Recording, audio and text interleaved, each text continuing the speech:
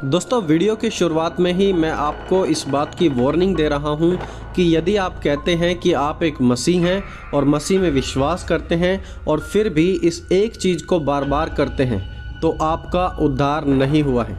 यह एक चीज़ क्या है, इसके बारे में हम आज की इस वीडियो में विस्तार से बात करेंगे।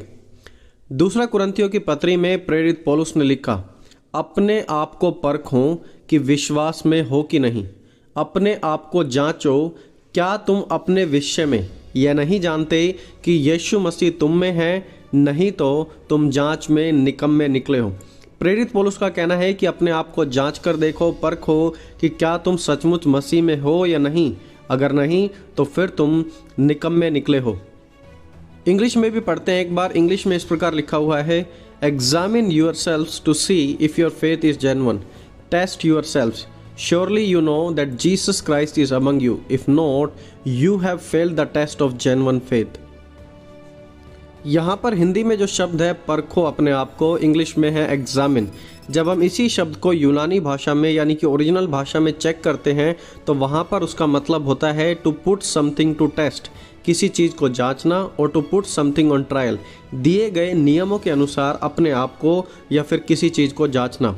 और यह यहाँ पर एक प्रेजेंट इम्पेरेटिव वर्ब है।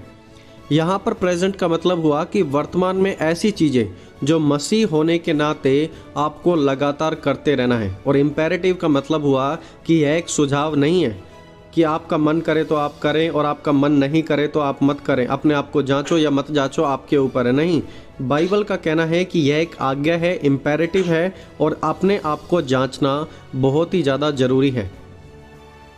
तो यहाँ पर प्रेरित पौलुस कह रहे हैं कि अपने आप को रेगुलरली जांचना बहुत ही ज़्यादा ज़रूरी है। और ये एक सुझाव नहीं बल्कि एक आज्ञा है कि जब आप मसीह में चल रहे हैं तो अपने आप को रेगुलरली चेक करना है आपको। तब सवाल ये उठता है कि आखिरकार मैं अपने विश्वास को कैसे परख सकता हूँ, कैसे अपने विश्वास को चेक कर सकता हूँ कि आखिरकार मैं सही रास्ते पर हूँ। दोस्तों, कुछ सवाल हैं जिन्हें आप अपने आप से पूछ सकते हैं और इन सवालों का जवाब आप अपने आप में दे सकते हैं और तब आप जान पाएंगे कि क्या आप सचमुच मसीह में बने हुए हैं। पहला सवाल, क्या आप विश्वास करते हैं कि स्वर्ग जाने का एकमात्र रास्ता सिर्फ प्रभु यीशु मसीह है? बेसिकली इसका मतलब यही हुआ कि प्रभु यीशु को छोड़ किसी दूसरे के पास उद्धार नहीं है। क्या आप ऐसा विश्वास करते हैं? दोस्तों, क्वेश्चन नंबर 2, क्या आप विश्वास करते हैं कि आपके अच्छे काम आपको स्वर्ग ले जाएंगे? बेसिकली इसका मतलब हुआ कि क्या आप अपने कर्मों से उद्धार प्राप्त कर सकते हैं? क्या आप ऐसा विश्वास करते हैं? क्वेश्चन नंबर 3, क्या आप विश्वास करते हैं कि बाइबल परमेश्वर की आत्मा की प्रेरणा से लिखा गया सत्य वचन है जो कि बिल्कुल 100% करेक्ट है और उसमें एक भी गलती, एक भी कमी नहीं है? क्या आप बाइबल पर 100% विश्वास करते हैं? क्वेश्चन नंबर 4, क्या आप विश्वास करते हैं कि यीशु मुर्दों में से जी उठा और फिर दोबारा वापस आएगा?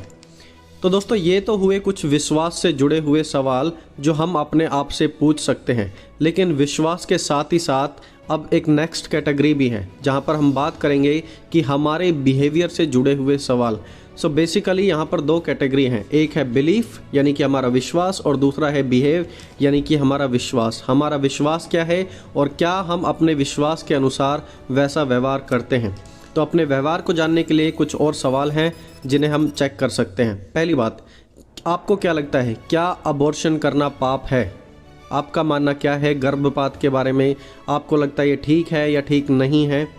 दूसरी बात, क्या आपको लगता है समान लैंगिक संबंध पाप है? Same sex marriage, same sex करना, आपको क्या लगता है कि ये पाप है या फिर सही है?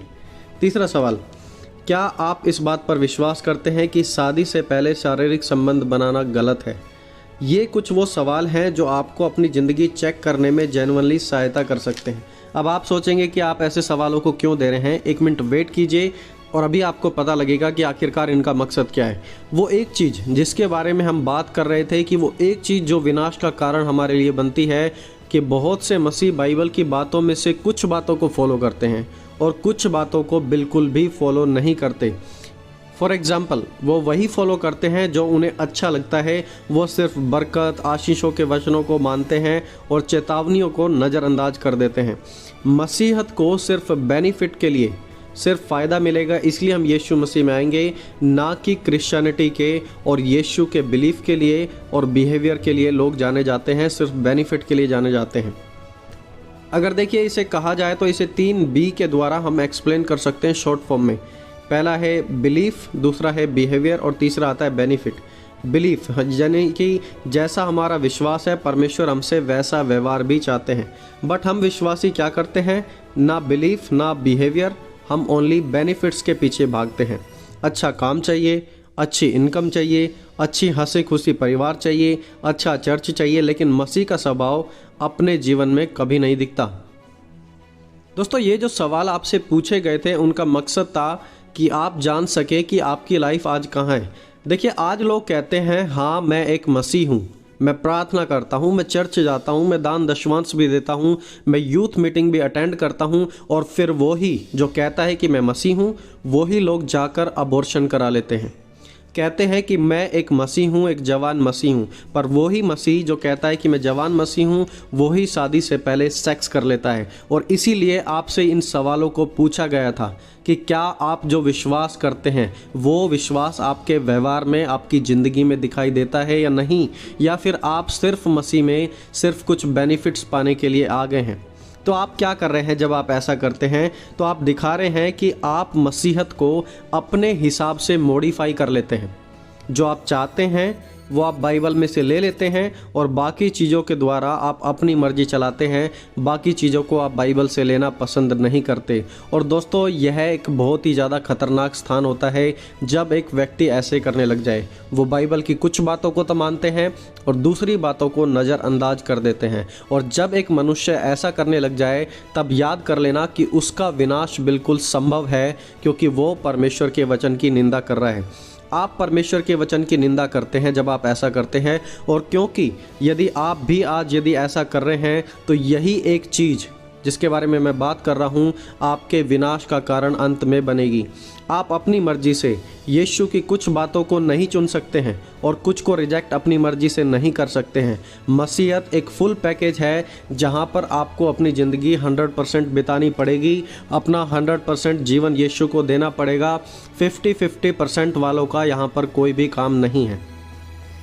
तो दोस्तों आज जितने भी लोग इस वीडियो को देख रहे हैं तो मैं आपको कहना चाहूँगा कि यदि आज आप भी 50-50% मसीह जीवन जी रहे हैं, अपनी मर्जी से एक वचन ले लिया और अपनी मर्जी के लिए इस्तेमाल कर लिया अपनी लाइफ के लिए और बाकी को भूल गए, तो आपका विनाश संभव है। तो आज वो समय है, यदि आप ऐसा करते आ रहे हैं तो आज वो समय है कि आप परमेश्वर के सामने पश्चाताप करके अपनी लाइफ 50% नहीं लेकिन 100% प्रभु यीशु मसीह के साथ जीने के लिए दे दें। दोस्तों वीडियो के अंत से पहले मैं आपको एक वचन जरूर दिखाऊंगा, इसे देखिए। प्रभु यीशु ने कहा, क्योंकि संकरा है वह फाटक और कठिन है वह मार्ग जो जीवन को पहुंचाता है, और थोड़े हैं जो उसे पाते हैं।